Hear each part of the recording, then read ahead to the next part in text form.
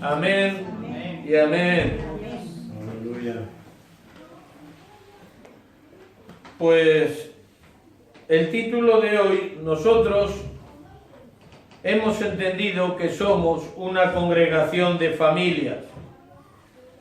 Y es bueno que las familias nos conozcamos, y más la familia del Señor, ¿verdad? Amén. Pero hoy el título que he sentido poner a este mensaje es una prueba de fuego cotidiana. ¿Cuál será esa prueba de fuego cotidiana? Pues sin lugar a dudas, la convivencia. Qué difícil, ¿verdad?, puede resultar a veces la convivencia. Sin duda alguna, la convivencia diaria con aquellos que te rodean, aunque no lo parezca, es una de las pruebas difíciles a la que nos enfrentamos en el día a día. Que alguien me diga de alguien, es decir, una familia, tienes padres, madres, hermanos, tíos, primos, vecinos, amistades y muchas personas con las cuales diariamente tenemos que rozar, es decir, estar juntos por circunstancias, y es difícil porque cada uno tiene su carácter, cada uno tiene su forma de ser, y al final siempre algo hay. Algunos, se suele decir, te fastidian en modo alguno y son como esa piedrecita en el zapato, ¿verdad? Y cada vez que quieres dar un paso, se hacen notar. Seguro que todos los aquí presentes conocemos a alguien que para ti es esa piedrecita en el zapato. Esa persona que cuando te levantas, cuando comienzas el día, cuando sales a la calle, en el trabajo, siempre tienes que verla, siempre tienes que rozar con ella, y hay algo específico en esa persona que te molesta, a veces te irrita, pero no te queda más remedio que convivir con ello. Por eso el roce más difícil, la prueba de fuego cotidiana de la convivencia, sin lugar a dudas, es la propia familia, porque es con quien más tiempo pasamos, ¿verdad? Y a veces se mantiene un diálogo absurdo, un diálogo también llamado de sordos, y con frases totalmente intrascendentes. Es decir, se trata, pues como se suele decir, de cubrir el expediente, llevarse lo mejor posible, y si es posible, que aquí no pase nada. A diario, sin lugar a dudas, rozamos con muchas personas, como pueden ser sitios como un ascensor, el metro, el autobús, ¿verdad?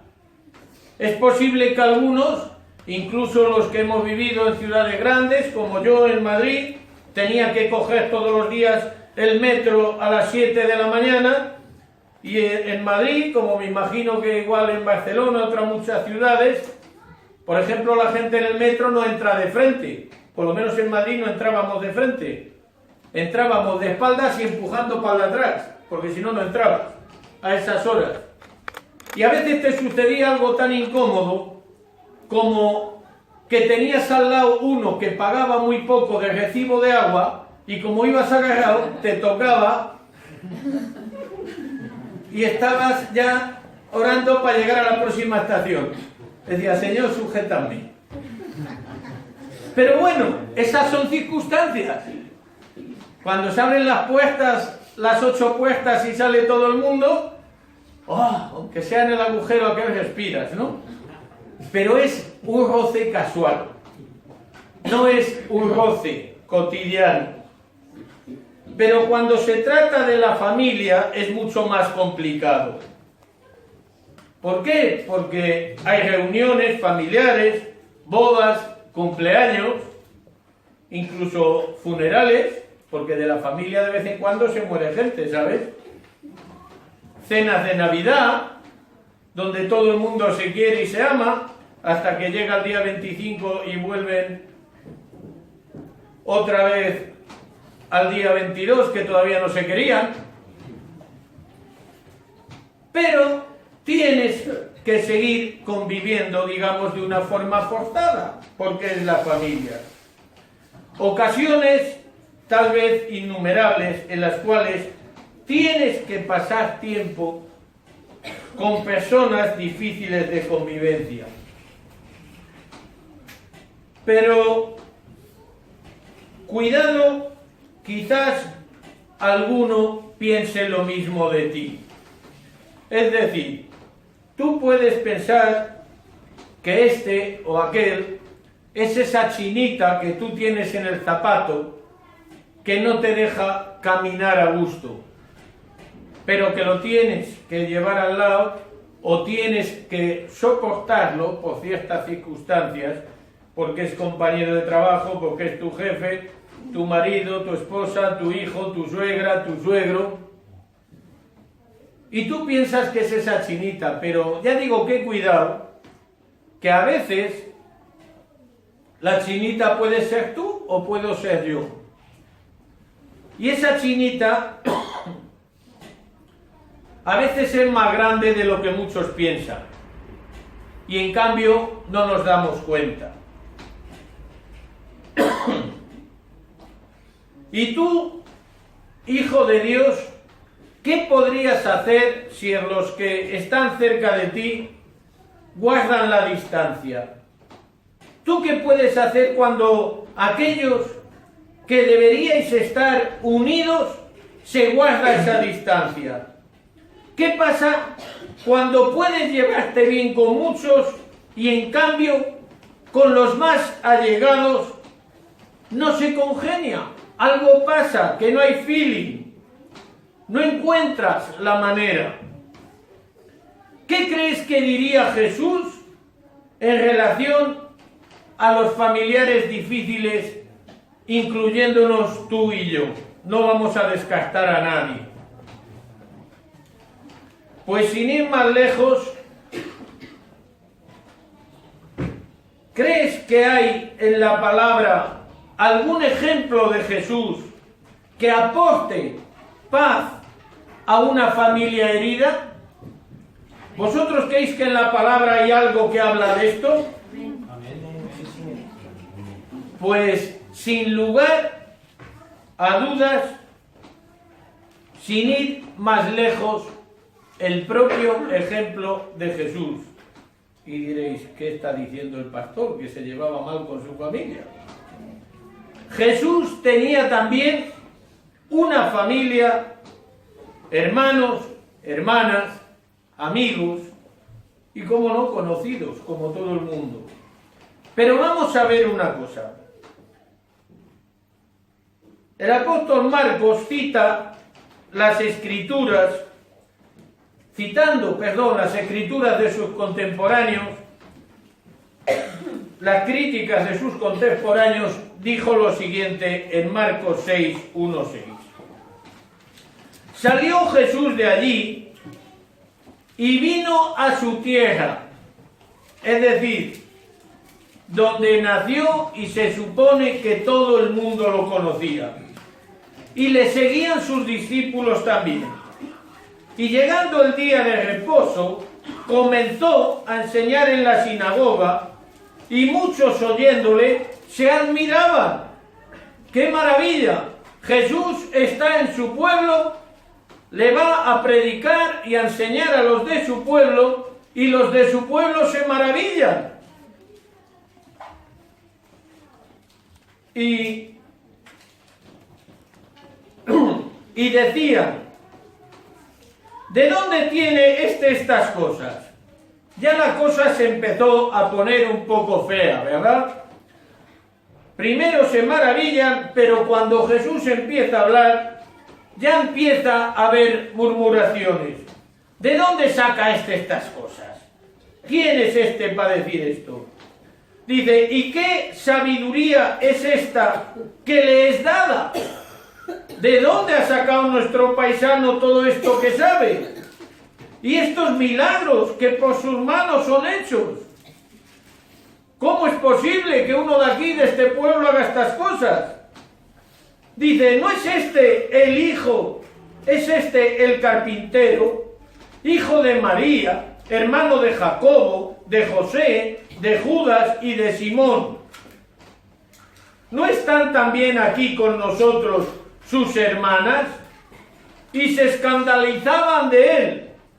Fijaros cómo empezó la visita en la sinagoga enseñando y empezaron a admirarse, a admirar a Jesús. Pero cuando Jesús empezó a hablar, ¿qué les diría Jesús? Que ya aquellos que se admiraban, resulta que empezaban a escandalizarse. Mas Jesús les decía, no hay profeta sin honra, sino en su propia tierra. Y atentos a esto que dijo Jesús, y entre sus parientes y en su casa.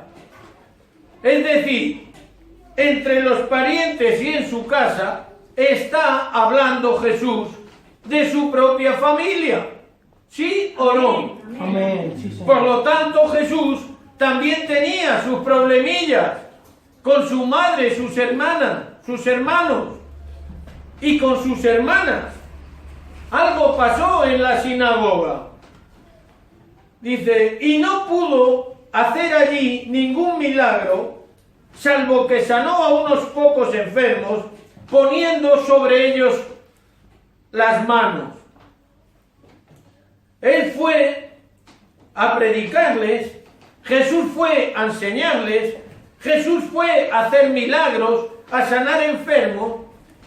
Todo empezó muy bien hasta que Jesús comenzó a hablar y les diría cosas que sin duda alguna no les gustaría.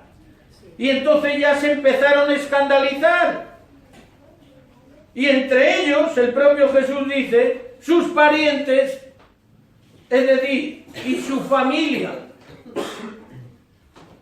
Y si esto le pasó a Jesús, el Hijo de Dios, Dios mismo hecho carne, ¿de qué te asombras que a ti te pasen ciertas cosas con tu familia, con tus parientes? Pero no solo eso. Dice el verso 6, el verso 5, que no pudo hacer allí ningún milagro, salvo que sonó unos pocos. Es decir, se lo debieron de poner tan sumamente difícil que, como se suele decir coloquialmente, a Jesús se le quitó la gana. Diría, yo no vuelvo más a mi pueblo. Dice, y estaba asombrado de la incredulidad de ellos. Estaban viendo, empezaron a admirarle, acabaron criticándole, pero luego todavía hay más, porque ahí no acabó la cosa. Y al final ya no le creían nada. Y Jesús se asombraba con lo que han oído de mí, con lo que he hecho. Y en cambio lo están viendo y no son capaces de ver. No son capaces de creer. Pues si esto es viendo, ¿qué será sin ver? ¿Qué será si estos hombres y mujeres de mi pueblo, de mi ciudad, de Nazaret, tienen que creer sin ver? Todos condenados. Quizás te sorprende saber que la familia de Jesús tampoco era una familia perfecta. Si tu familia no te considera, ánimo. Mira, Jesús, lo que hacían con él. Mira lo que dice Jesús en el versículo 4 que hemos leído. No hay profeta sin honra, sino en su propia tierra y entre sus parientes y en su casa. ¿Qué puedes esperar tú? ¿Qué puedes esperar? Mi propia familia, a mí, mi madre y mis hermanos, cuando les hablo del Señor y les hablo de la palabra, me dice, haz lo que quieras, pero no nos mezcles en tus cosas. Mis cosas no son mis cosas son las cosas del Señor, de mi Padre Celestial. Esas son mis cosas. Esas son las cosas que tiene que tener en cuenta un verdadero hijo de Dios. Por lo tanto, ¿qué te puede importar que alguien diga de ti lo que sea? Si tú eres un hijo de Dios, si no lo haces, deberías actuar como un hijo de Dios. Y luego que digan lo que quieran. Seguro que cuando llega a la sinagoga, la gente del pueblo, ya digo, estaría orgullosa de un paisano tan célebre. Mira que viene el hijo del carpintero, que todo el mundo lo conoce, que está haciendo por ahí, por estas tierras, un montón de milagros, que tiene un don de palabra tremendo. Pero amigo, cuando les tocó el callo a sus paisanos, dijeron, no, este no es tan bueno. Pero si eso mismo se lo hubieran hecho a otros, le diría, qué bien hablas, porque a ti no te has salpicado, porque de ti no ha hablado. Pero si hubiera hablado, ¿hubieras pensado lo mismo? Si en nosotros, ¿cuántas veces lo hemos hablado? Que vamos en oración a hablar con el Padre, le pedimos que nos quite problemas, que nos quite pruebas, que tengamos para el recibo de la luz, que tengamos trabajo, que salgamos de situaciones difíciles. Y luego le decimos, Señor, ¿qué quieres que haga? Y acto seguido coges y te levantas. Eso es porque algo mal estás haciendo y no quieres que tu Padre Celestial te lo diga. Pero sabes que lo estás haciendo mal, sabes que no estás haciendo lo correcto. Por eso no quieres escuchar lo que Dios a través del Espíritu Santo quiere decirte. Pero esta noche Jesús quiere decirte muchas cosas. Y Jesús quiere que seas realista y que veas cómo también entre su casa, sus parientes y sus paisanos no eran gente perfecta, no era la familia perfecta. No eran quizás los hermanos y hermanos perfectos, pero vamos a ver cómo Jesús afrontó todo esto, que ahí está la verdadera enseñanza. La Biblia no solo nos tiene que contar lo bonito, qué precioso. La Biblia tiene muchos episodios muy tristes y amargos, pero de ahí tienes que aprender, de ahí tienes que sacar de la experiencia de otros para que tú no caigas y todo te vaya bien. Amén. Pero cuando Jesús, fijaros, comenzó a hablar y se refería a él mismo como el Mesías, ahí es cuando se armó, ahí es cuando se soliviantaron. ¿Pero qué se ha creído este? ¿Cuál sería la respuesta de la gente? ¿No es este el hijo de José? Si leemos entre líneas, el pueblo dijo, este no es ningún Mesías, este es simplemente el hijo de un carpintero. ¿De qué viene aquí? ¿De qué se las está dando? Si es el hijo de un carpintero. Eso es lo que la gente pensó cuando empezó a hablar. Y se reveló y les mostró quién verdaderamente era él. ¿Y qué es lo que podía hacer él por ellos? Mas sus paisanos no lo creyeron. Aun a pesar de haber visto y oído muchas cosas, no lo creyeron. Estaban cegados completamente. Nosotros hoy día tenemos la palabra de Dios. Tenemos más ventaja que ellos. Y hay muchos que aun leyendo no creen. Y son hechos históricos, reales. Y se mantienen en esa necedad absurda de no creer. Pero el Señor siempre va a estar ahí, dándote esa oportunidad. Amén. Pero mira que llega un momento en que la última oportunidad no sabes cuándo va a ser. Quizás sea hoy y mañana no estemos aquí. ¿Qué harás?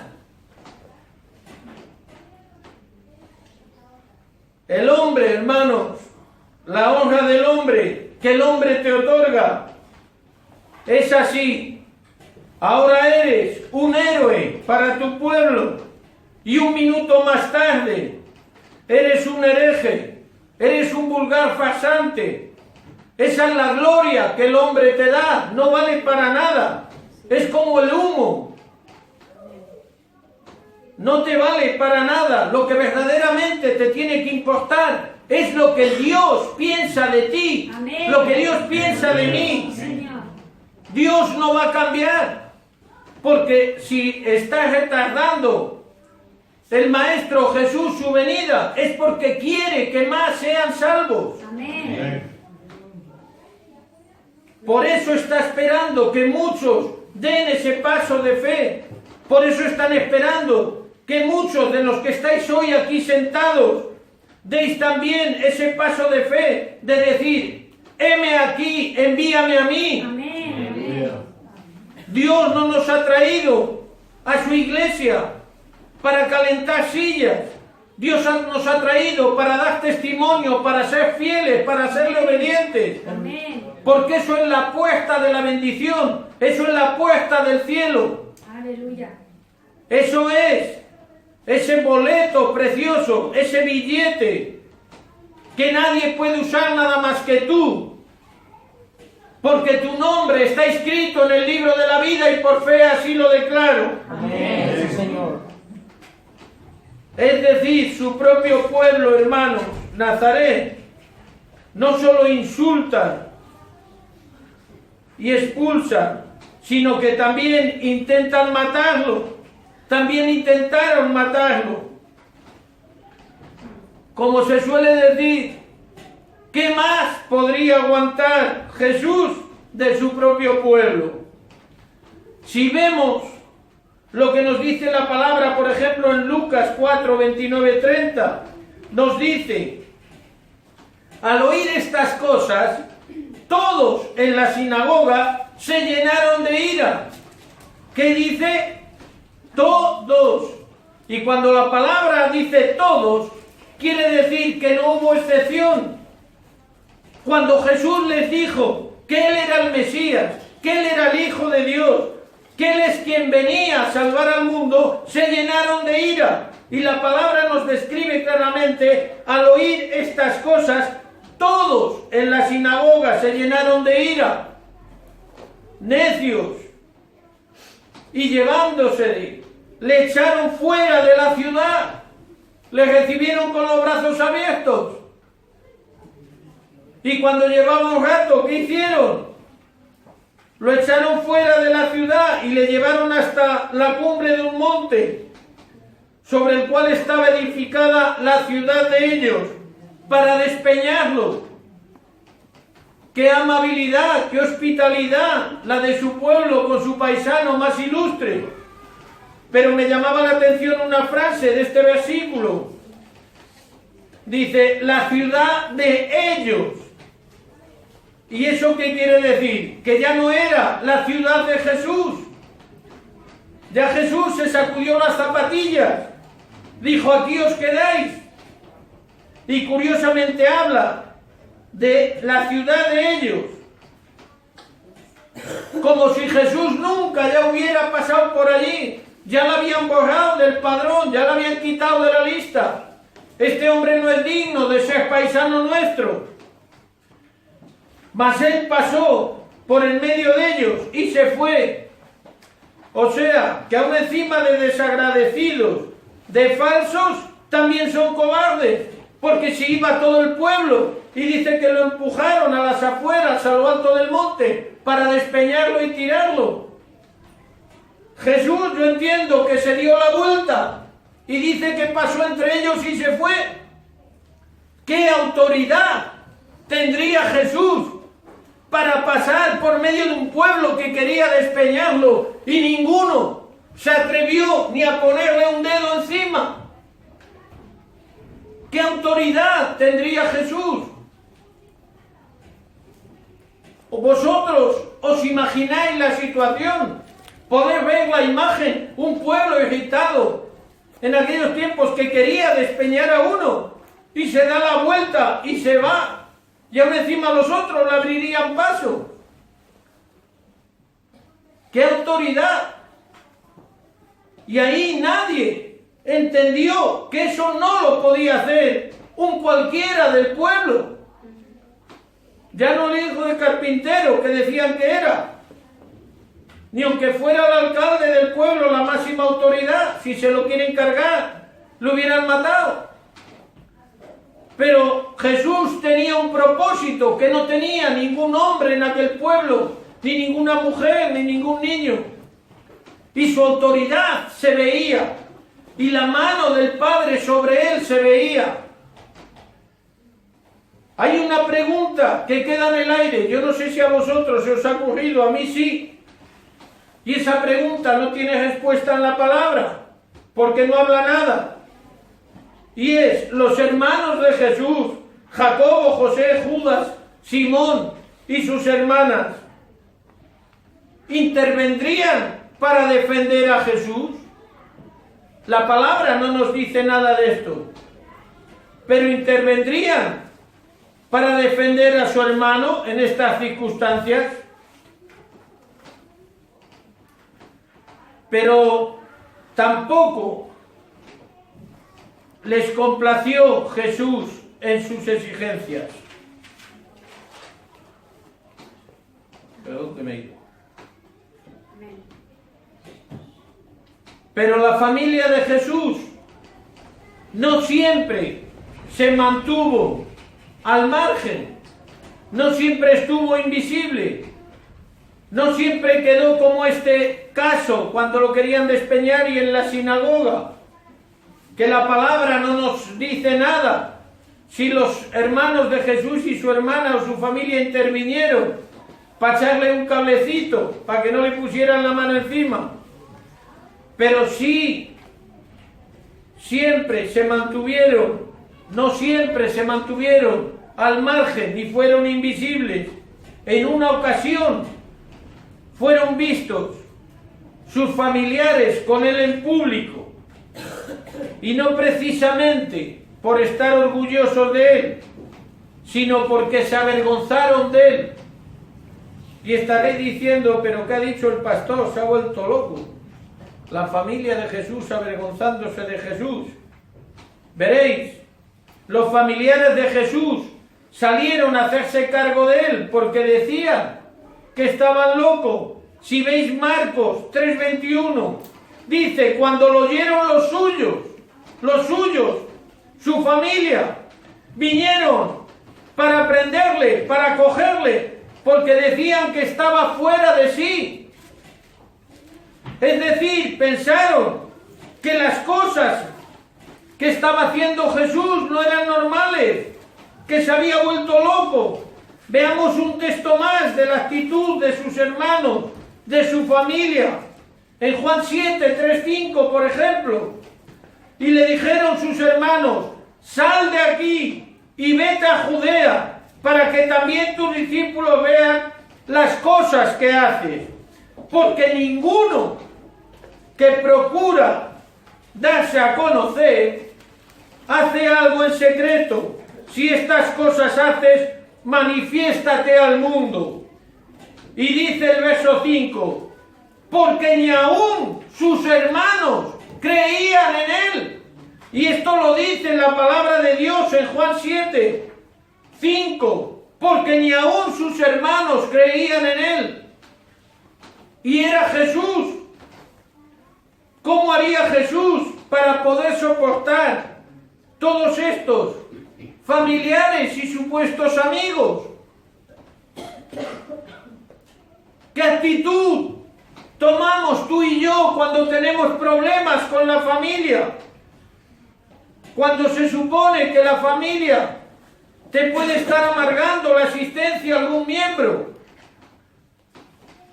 Pues Jesús, ahora veremos también qué actitudes tomaba respecto a esto. ¿Cómo es posible creer que uno mismo, cuando tu familia, que debería ser la que más te conoce, no lo hace, no cree en ti? ¿Cómo puedes avanzar cuando tu familia desea tirar para ti hacia atrás? Tú quieres ir hacia adelante, tú quieres ir avanzando. Y ahora voy a poner el ejemplo de cualquier creyente. ¿Cuántos hay que tienen familia y conversan su propio hogar, en su propia casa? Su esposo o su esposa, cualquiera de los dos del matrimonio no está convertido, incluso hijos. Y tú quieres avanzar, tú quieres ser más maduro en el espíritu, tú quieres servir a Dios sobremanera, pero tienes a lo mejor a tu esposo o a tu esposa o a tus hijos. Tú quieres ir hacia adelante y ellos quieren ir hacia atrás. ¿Qué puedes hacer ante esa situación? Porque esto no es el que te encuentras en el metro y te atufa. Esto es alguien que tienes que convivir diariamente con ellos. ¿Hasta dónde eres capaz de llegar en esa situación? ¿Hasta dónde puedes llegar? Gloria a Dios. Amén. Por eso dice, los familiares de Jesús salieron a hacerse cargo de él, porque decían que estaba loco con las cosas que le estaban viendo.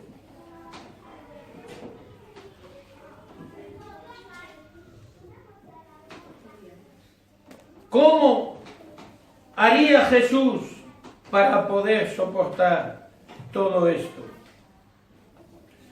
Jesús, hermanos, no intentó controlar el comportamiento de su familia. Jesús nunca tuvo enfrentamientos con su familia. Nunca les exigió estar de acuerdo con ellos, con él, perdón. Pero tampoco le complació en sus exigencias. Él tenía claro quién era.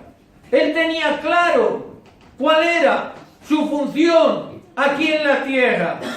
Él tenía claro a qué había venido.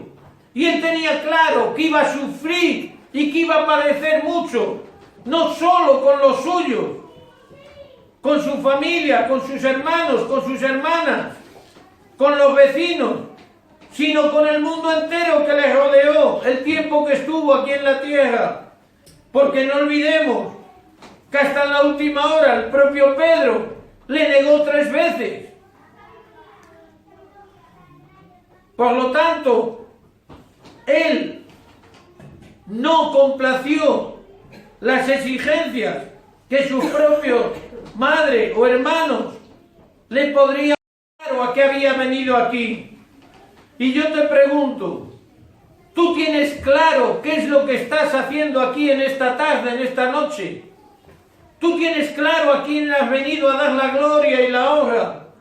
¿Tú tienes claro qué es lo que debes de hacer? Ya no solo cuando estás aquí, cuando salgas de esa puerta para afuera, porque en tu vida vas a estar más tiempo de esa puerta para afuera que esa puerta para adentro.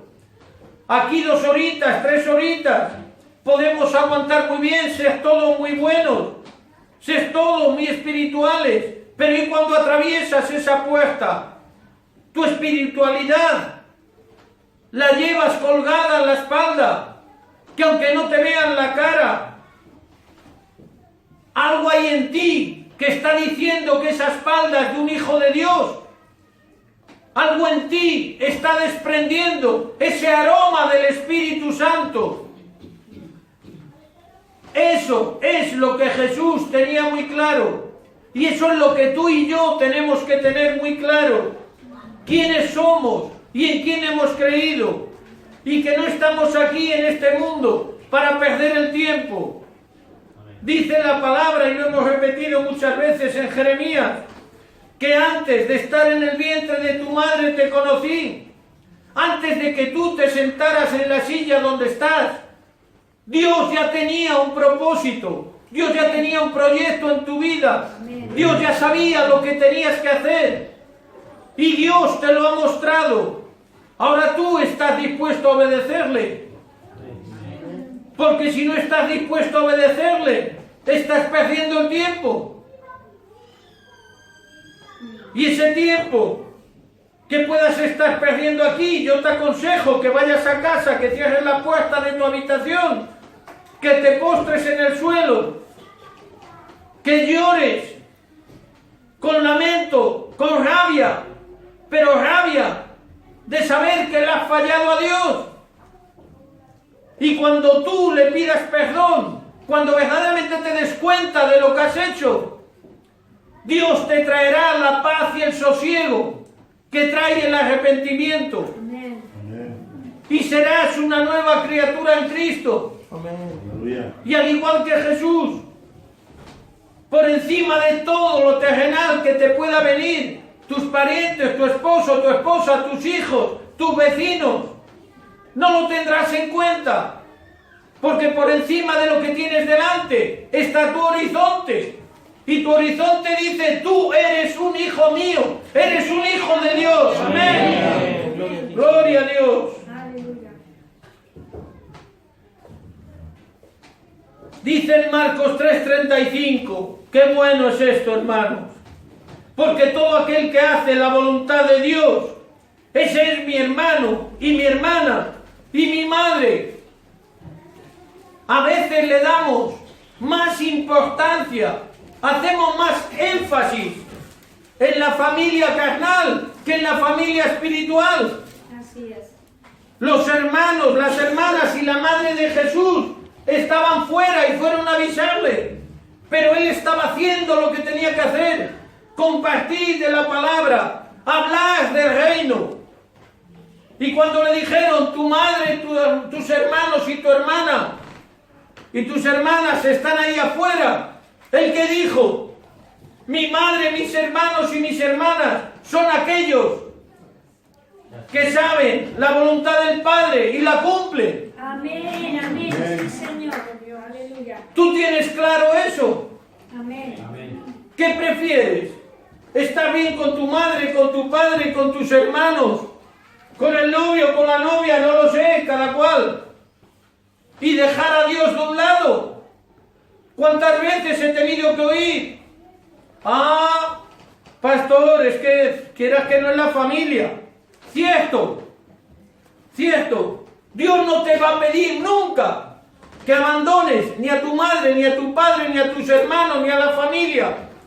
Pero Dios sí te va a pedir que ores por ellos, que intercedas por ellos. Amén. En vez de discutir el tiempo que tengas que estar discutiendo, que te apetezca, no discutas, ora por ellos. Amén. Y verás la gloria de Dios. Amén. Y verás la respuesta de Dios en tu casa. Amén. Aleluya. Gloria a Dios. Nunca pienses, hermano, mi hermana, que puedes llegar a controlar el comportamiento de las personas hacia ti. Nunca puedes pensar que los demás van a hacer lo que tú quieras. Nunca puedes pensar que los demás piensen como tú piensas, ni que tienes el carácter que tú tienes, ni que tienes el corazón que tú tienes, ni que tienes la generosidad que tú tienes. El ser humano es así. De hecho, de naturaleza somos pecadores. Y pecadores implica, entre otras cosas, egoísmo. ¿Y cuántos se enemistan con la iglesia del Señor, que es el propio Dios, por mantener una relación humana con familiares o amigos, y prefieren ir a otros muchos sitios del mundo a estar aquí en la casa de Dios, en la casa de su Padre, en nuestro Padre común? Amén. El que te va a llevar al cielo el día de mañana y te vas a gozar toda una eternidad. Aleluya. Gloria al Señor. Amén. Amén. Por eso, si piensas eso, permanecerás preso, con todas las palabras, de tus propias opiniones. Te quedarás enjaulado en tus métodos, en tus formas, en tus pensamientos. De cualquier forma, hagas lo que hagas, mira bien lo que te voy a decir. Siempre pensarán que tú tienes la culpa de todo. Así es. Quizás tu familia nunca te dé la bendición de lo que buscas y deseas. Quizás tu familia nunca piense como tú. Quizás mucha familia piense que el hecho de estar aquí un domingo por la tarde, escuchando el mensaje de la palabra de Dios, es una pérdida de tiempo, que se estaba mejor bailando, viendo la televisión o yendo al cine. Pero yo te digo que no estás perdiendo el tiempo, estás ganando algo que por mucho que hagas, tú nunca lo podrás ganar si no es por gracia, que es el reino de los cielos. Aleluya. Y si lo que buscas es seguir a Cristo, la principal aprobación ya la tienes, que es la aprobación de Dios. Amén. Aleluya. ¿Hay alguien más importante que pueda aprobar tus proyectos que Dios? Nadie. Así es. El aceptar a Jesús como Salvador personal te llevará a ver a la familia, a los amigos, al resto de personas que tienes contacto con ellos, bien sea laboral o de otro tipo, con el amor y la misericordia que Jesús los ve. Así es. Y cuando puedas ver a los demás con el amor, la misericordia que Jesús los ve, yo te aseguro que muchos de los conflictos que tienes vas a dejar de tenerlos.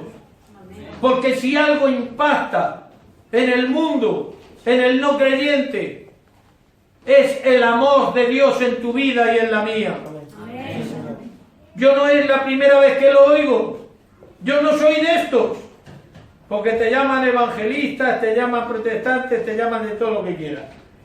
Pero luego dicen, yo no soy de estos.